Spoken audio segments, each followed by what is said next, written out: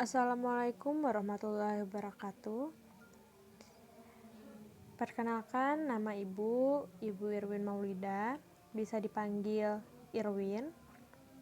Hari ini kita akan masuk ke mata pelajaran dasar-dasar kefarmasian, khususnya tentang ilmu resep.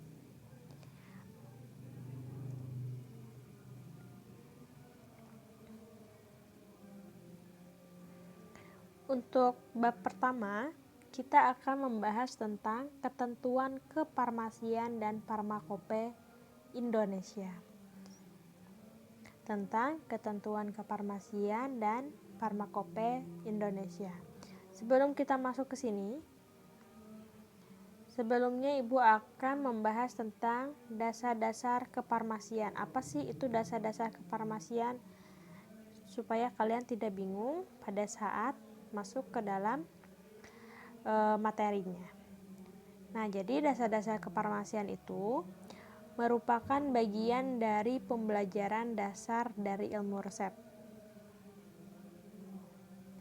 Jadi, ini kita akan membahas tentang ilmu resep. Di sini, pada mata pelajaran ini, khususnya ilmu resep, Ibu akan membahas secara umum apa itu resep, bagaimana penulisan resep, bagaimana kita cara membaca resep. Selain itu, kalian bisa mengetahui bagaimana cara pembuatan salep, puyer, pulperes, kapsul, dan lain-lain. Karena sediaan farmasi itu sangat-sangat banyak. Jadi di sini nanti kita pelajari satu demi satu supaya kalian paham. Nah, jadi dasar-dasar ilmu kefarmasian ini itu membahas tentang ilmu resep. Jadi ilmu resep ini adalah ilmu yang mempelajari tentang cara penyediaan obat-obatan menjadi bentuk tertentu hingga siap digunakan sebagai obat. Jadi bagaimana nih cara menyediakan obat supaya bisa digunakan oleh pasien. Jadi penyediaan obat-obatan di sini itu bisa diartikan dari pengumpulan, pengenalan, pengawetan, pembakuan dari bahan obat-obatan.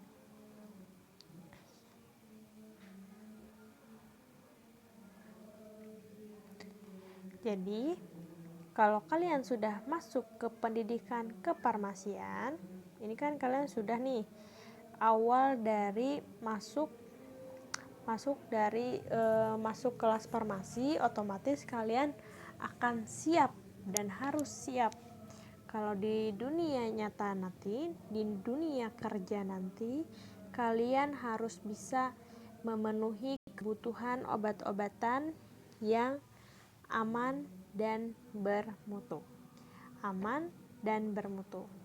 Jadi kalian sebagai farmasi itu harus menjamin bahwa obat yang diberi kepada pasien itu harus aman dan bermutu.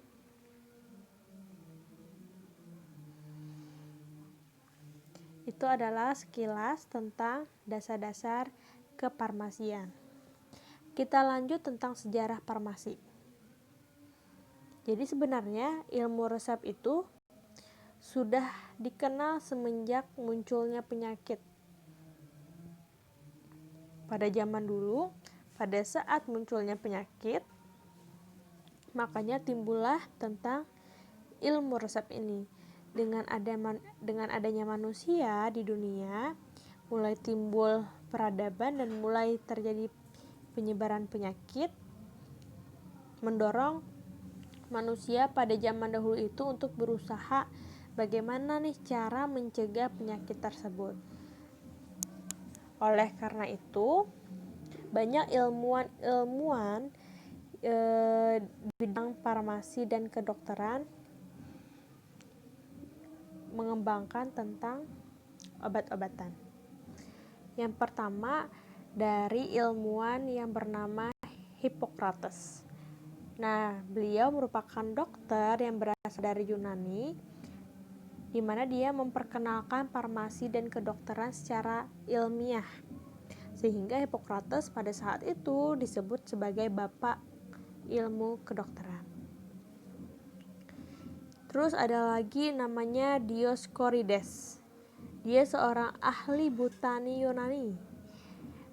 Dia merupakan orang pertama yang menggunakan tumbuh-tumbuhan sebagai ilmu farmasi serapan. Dan karya yang terkenal itu adalah De Materia Medica.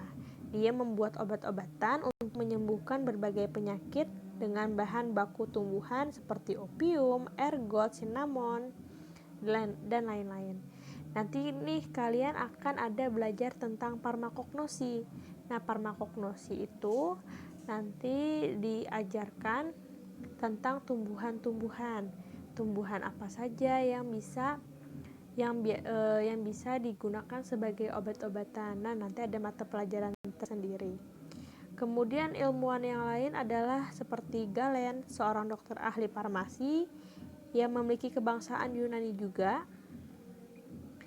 Galen ini dalam bidang kedokteran dan obat-obatan yang berasal dari alam, formulasi, dan sediaan farmasi, yaitu farmasi galenica. Dan ada juga terakhir Velofus, dia juga seorang dokter dan ahli kimia dari Swiss yang menyebut bahwa dirinya Paracelsus. Dia memiliki pengaruh yang sangat besar terhadap perubahan farmasi dalam penyiapan bahan obat spesifik dan memperkenalkan zat kimia sebagai obat internal. Nah, jadi sudah sejak dahulu kala itu farmasi ini sudah dikenal pada saat munculnya sebuah penyakit.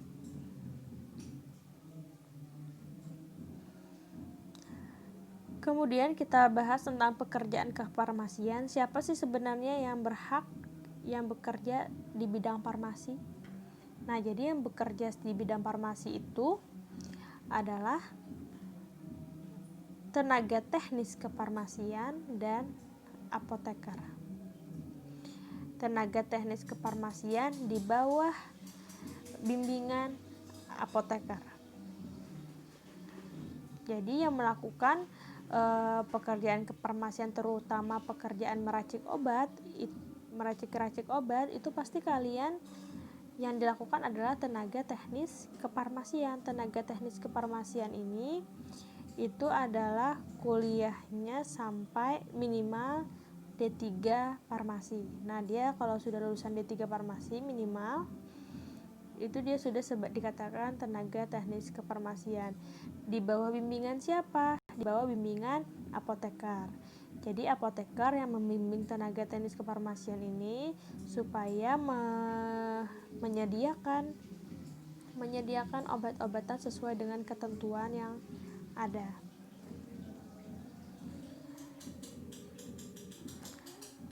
Dengan adanya tenaga teknis kefarmasian dan apoteker, terbentuklah kegiatan kefarmasian.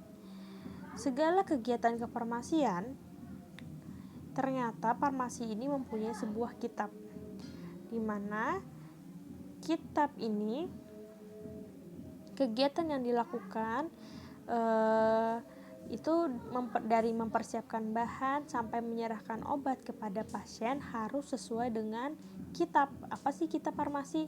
Ya, atau disebut dengan buku resmi farmasi yang dikeluarkan oleh Departemen Kesehatan yang disebut dengan Farmakope. Nah, jadi acuan kita dalam mengerjakan kefarmasian itu ada bukunya. Bukunya adalah buku Farmakope. Tidak bisa kita melakukan pekerjaan kefarmasian semau kita, misalkan kita campur A, campur B, campur C jadi. Nah, tidak bisa seperti itu, tapi harus ada pedomannya. Pedomannya itu kalau di Indonesia adalah Farmakope Indonesia yang dikeluarkan oleh Departemen Kesehatan. Kita bahas dulu Farmakope. Jadi Farmakope ini sangat penting kalian tahu dan wajib tahu. Kalau anak farmasi tidak tahu Farmakope bahaya. Berarti dia tidak pernah masuk sekolah, tidak pernah belajar. Jadi harus tahu Farmakope. Farmakope itu berasal dari bahasa Yunani. Asal katanya adalah pharmakon dan poen. Parmakon yang berarti racun dan obat. Kenapa ini kok racun dan obat? Apakah bisa membahayakan? Bisa. Jadi obat itu kalau tidak sesuai anjuran dan tidak sesuai indikasi, tidak sesuai ketentuan, maka dia akan bersifat racun. Tetapi apabila dia sesuai takaran, sesuai dosis, sesuai dengan ketentuan, maka yang kita minum itu adalah akan berkhasiat sebagai obat, yang berarti bisa menyembuhkan atau mengurangi atau mencegah. Itu adalah arti dari parmakon. Kemudian poin yang berarti membuat. Kalau digabungkan, kedua ini bermakna sebagai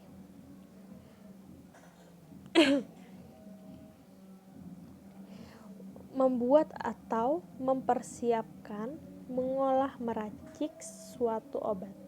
Jadi farmakope ini adalah standar untuk membuat obat. Farmakope adalah buku resmi yang memuat uraian, persyaratan, keseragaman pengujian mutu, dan pengolahan peracikan obat, juga tentang alat-alat dan persyaratan alat yang digunakan untuk pengolahan, peracikan, dan pengujian mutu obat, serta cara-cara pengujian potensi obat. Nah, panjang banget kan artinya ya. Jadi pertama, farmakope adalah buku resmi. Buku resmi berarti ini emang harus kita acuannya ke farmakope dalam apapun yang dilakukan di farmasi, yang memuat uraian persyaratan, keseragaman pengujian mutu. Jadi segala persyaratan bahan obat, persyaratan mutu obat, nah kalian harus mengacunya ke farmakope. Keseragaman pengujian mutu, kan kita ingin melakukan keseragaman mutu, dilihat acuannya ke farmakope. Pengolahan peracikan obat, bagaimana caranya, lihat farmakope. Juga tentang alat-alat, oh ternyata alat-alat dalam penggunaan peracikan pun juga harus acuannya ke farmakope. Pengujian mutu, obat sudah jadi, harus kita lakukan ujian, harus kita uji apakah obatnya berefek atau tidak, juga acuannya ke farmakope. Jadi apapun itu harus ke farmakope. Jadi ingat ya, farmakope ini adalah buku resmi, buku. Nanti slide selanjutnya akan Ibu tampilkan bagaimana bukunya. Nah, ini adalah farmakope di setiap negara. Jadi farmakope itu tidak hanya ada di Indonesia. Farmakope itu ada milik USA, ada milik USA atau Amerika, ada milik Inggris, dan ada milik Belanda, dan ada juga milik Indonesia. Ini USP, United States Pharmacope, USP disingkat. Ini adalah milik Amerika. Kalau ini adalah milik Inggris, British Pharmacope. Nah, kalau gambar di sini adalah Pharmacope Netherlands, itu milik Belanda, tetapi di buku ini adalah terjemahan ke dalam Indonesia. Di Indonesia juga sering buka ini. Jadi saling melengkapi semua ini. Jadi kalau nggak ada di sini, kita bisa lihat di farmakope yang lain. Sekarang pertanyaannya, farmakope Indonesia yang mana gambarnya? Seperti ini. Nah, ini adalah farmakope Indonesia. Di lab ada buku farmakopenya. Nanti kalau kalian juga mau beli, Ibu akan kasih kontaknya, kontak yang jual bukunya, bisa kalian langsung hubungi saja. Atau kalian mau beli di Shopee, terserah. Mau beli di mana, di toko buku, mungkin kalian jalan-jalan ke Banjarmasin bisa juga nanti kalian beli secara langsung. Jadi farmakope itu di sini lihat ya, ada edisi 3, ada edisi 4, ini edisi 5. Edisi 5 jilid 1 dan jilid 2. Sebenarnya farmakope itu ada farmakope 1, farmakope 2, 3, 4, 5 yang terakhir. Jadi selalu ada perbaharuan sampai ke farmakope 5. Apakah ada bedanya? Pastinya setiap diperbaharui pasti ada perbedaan, tetapi secara umum hampir sama. Kita dalam praktek nanti kita akan menggunakan farmakope 3, masih menggunakan farmakope 3 dan juga farmakope 5. Bukunya sangat tebal seperti kitab. Nanti kalau kalian ke perpustakaan bisa tuh cek, dilihat di sana mungkin ada farmakope, atau kalian nanti jalan-jalan ke lab, ke laboratorium farmasi, di sana juga banyak farmakope, nanti kalian buka-buka bukunya.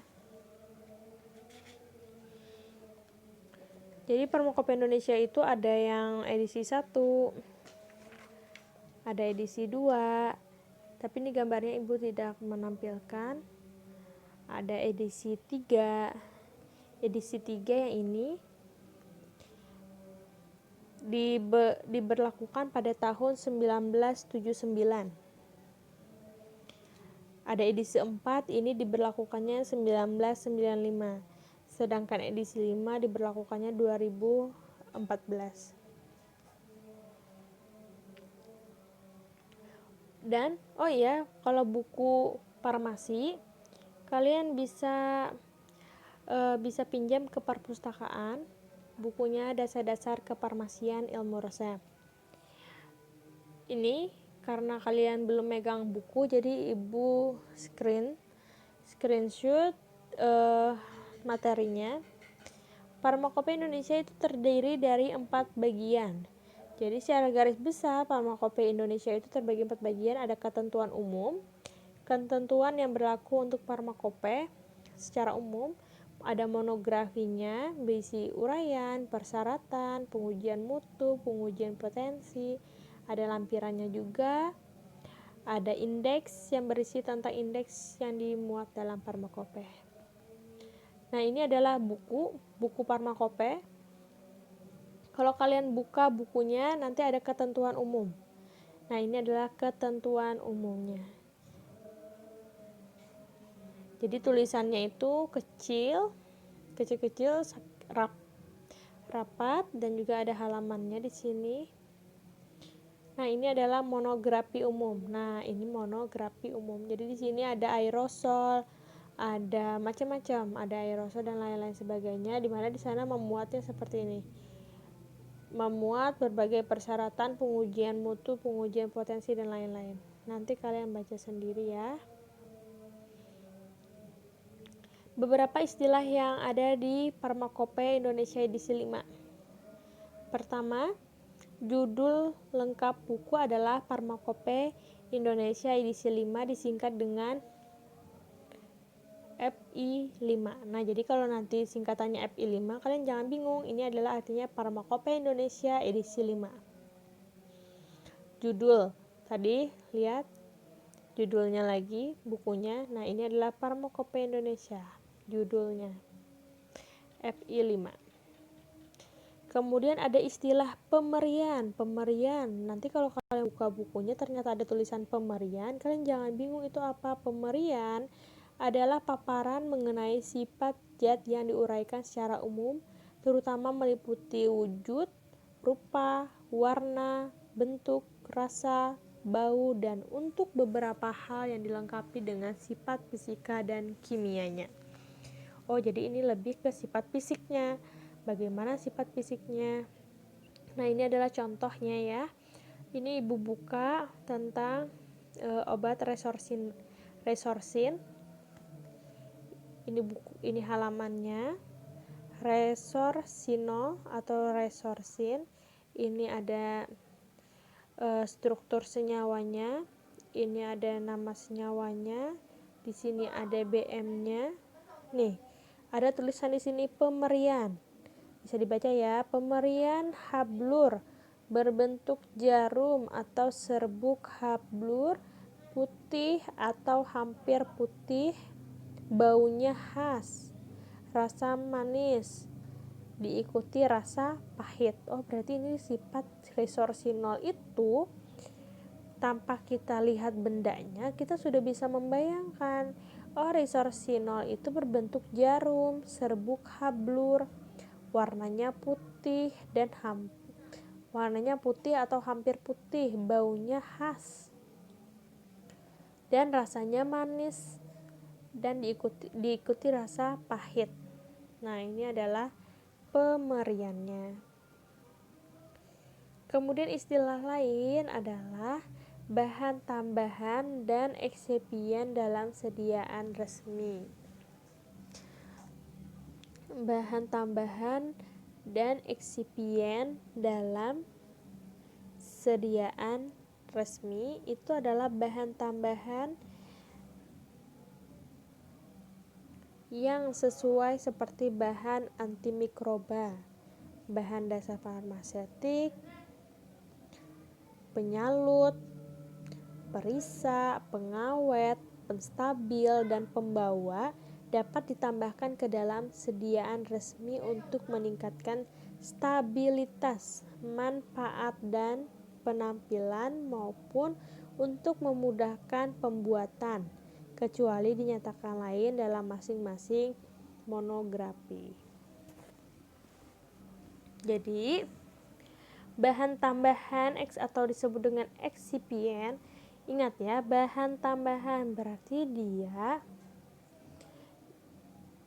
itu dapat digunakan sebagai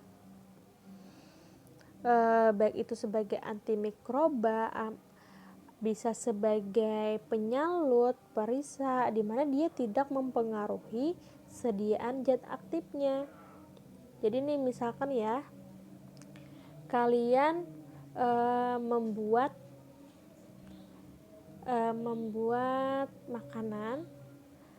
makanannya itu mempunyai khasiatnya mungkin sebagai menghilangkan rasa nyeri. Zat aktifnya itu diambil dari tanaman-tanaman.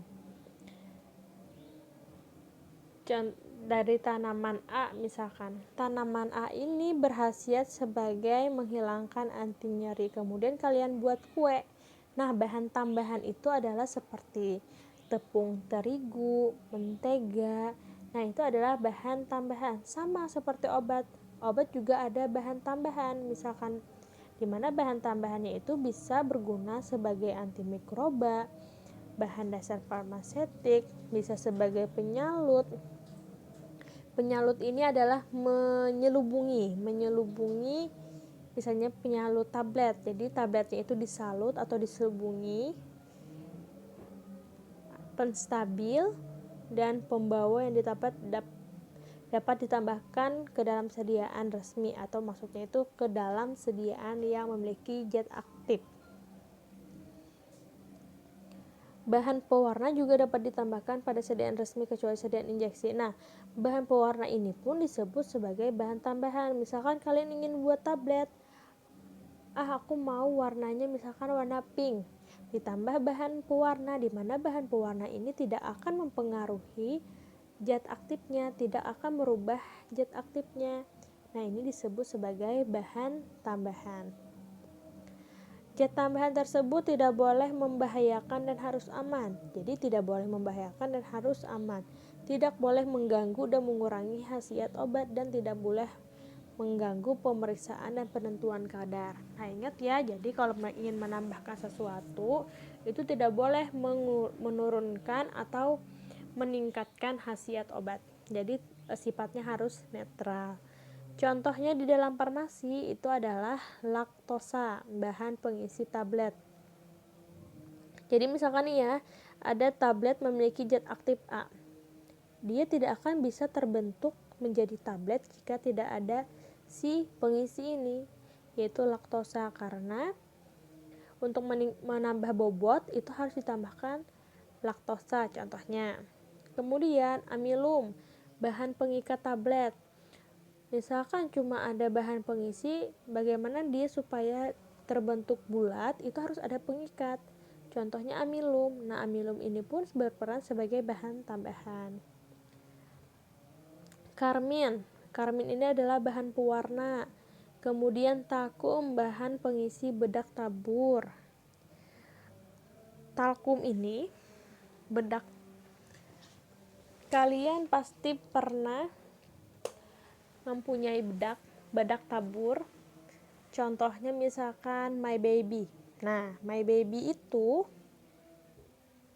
sekitar 90% itu adalah bahan tambahan, yaitu talkum.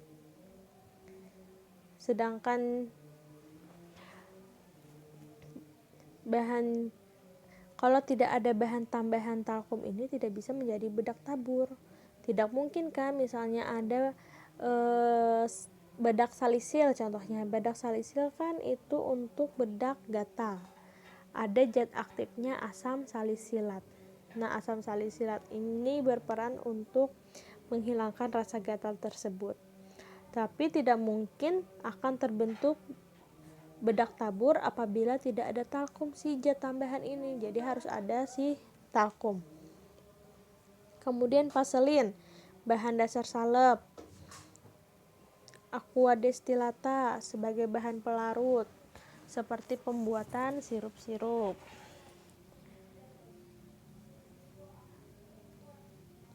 Dan jadi kalian nanti kalau masih bingung tentang laktosa, amilum, kalian bisa lebih banyak di searching aja di Google, pasti banyak di sana informasi-informasi tentang ini supaya kalian tidak bingung. Lanjut ke kelarutan. Kelarutan menurut Farmakopedisi 3, pernyataan kelarutan zat dalam bagian tertentu pelarut adalah kelarutan pada suhu 20 derajat Celcius dan kecuali dinyatakan lain menunjukkan bahwa satu bagian bobot zat padat atau satu bagian volume zat cair larut dalam volume tertentu pelarut. Nah, ini kelarutan. Kalau kalian lihat di buku Farmakope, di sini ada tulisan kelarutan.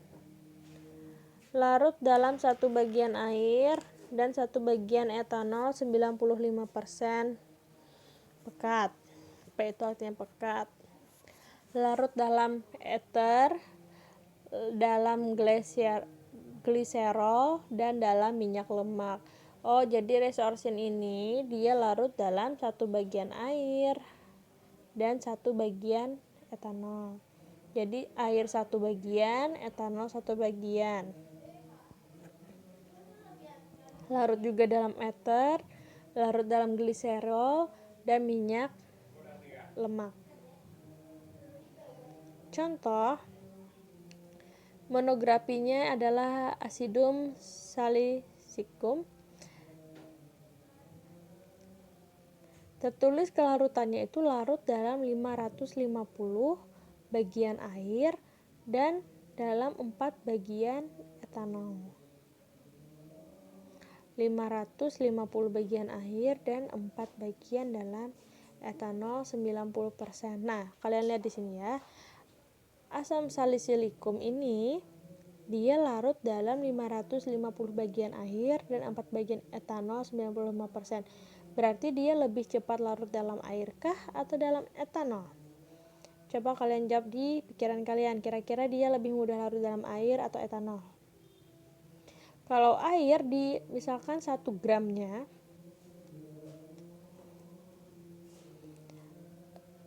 asam salisilicum larut dalam 550 ml air dan 1 gram acidum salicylum. Apabila dengan etanol, dia cuma membutuhkan 4 ml etanol 95%. Itu menandakan bahwa acidum salicylum ini dia lebih mudah larut di dalam etanol karena cuma butuh 4 ml saja dia langsung larut. Berarti sedikit aja kan yang diperlukan larutannya, cuma menggunakan etanol 4 ml dia sudah larut. Kalau kita melarutkannya dalam air, kita harus butuhnya 550 air dan itu sangat banyak. Jadi misalkan dalam kefarmasian kita ingin melarutkan asidum salicylicum, berarti kita jangan melarutkannya dalam air, tapi larutkan ke dalam etanol. Nah, jadi nanti resepnya kalian amati ya. Nanti misalkan kita praktikum, kalian lihat tuh, oh resepnya itu ada asidum salicylicum. Dia ternyata harus dilarutkan ke dalam mana. Jadi kalian sudah tahu nih larutnya harus kemana. Jangan pilih air, tapi pilihnya itu ke etanol. Etanol 95% karena dia mudah larut, cuma 4 mili apabila berat asidum salicumnya adalah 1 gram. Menurut Pharmacopoeia 5, pemerian dan kelarutan dalam monografi pemerian dan kelarutan suatu zat obat memberikan informasi yang tidak langsung dapat digunakan untuk evaluasi pendahuluan suatu bahan, akan tetapi tidak digunakan untuk standar atau uji kemurnian. Nah, ini adalah tabel kelarutan. Tabel kelarutan ini kalian harus menghafalkannya. Bukan menghafalkannya sih, tapi harus diingat, harus dipahami. Harus dipahami istilah kelarutan ini ada dari sangat mudah larut, larut, agak sukar larut, sangat sukar larut, praktis tidak larut. Tahu istilah kelarutan ini dilihat dari jumlah bagian pelarut yang diperlukan untuk melarutkan satu bagian zat. Jadi ini anggap adalah jumlah pelarutnya.